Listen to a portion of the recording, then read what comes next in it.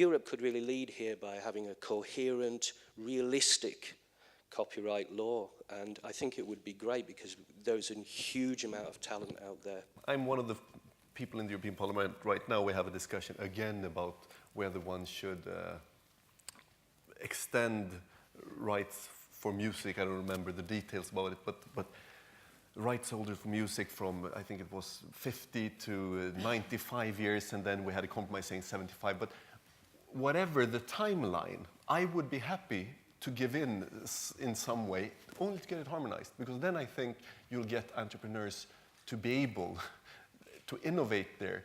And that was one of the reasons I feel personally that I don't have that some of the rights holders organization can do more there in actually saying, okay, maybe they won't get exactly what they want when it comes to length of protection, but if they get a European system, fine. Having done a little work at Apple and iTunes, I think that the copyright issue is hugely taken over by the music industry. And one thing you're addressing is the research copyright, as well as educational copyright, as well as innovation in intellectual property that isn't just the music industry. And I think this is actually a serious problem. In the UK in particular, it's something the British Library brought up, and several other companies brought up in the Hargreaves Review, and I think you're absolutely right. So harmonization and all of that is key, but we need to acknowledge that there are other IP industries beyond just, you know, the music industry, obviously film, obviously research, but this is something, I mean, I would sort of promote you to really be vocal about, because I think it's something that the debate needs to be heard from that side. So.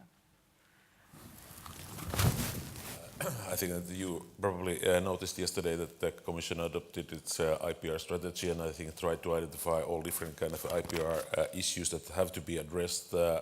And I think there was kind of a timetable that how we are starting to proceed.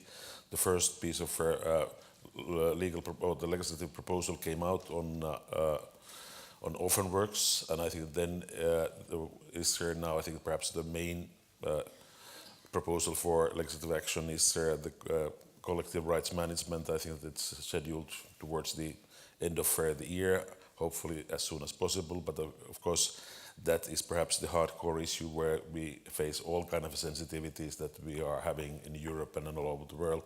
But I think that then there are the green paper on audiovisual and creative content coming. And of course, I think that then there was already indicated in this agenda that next year we are having kind of a wide stakeholder consultation trying to identify this first set of the legislative proposals, and I think then really to make it kind of a stock taking, what is kind of a real need for renewing or reviewing the whole of the copyright issues in Europe. And of course that's the chance that we really have to address those issues.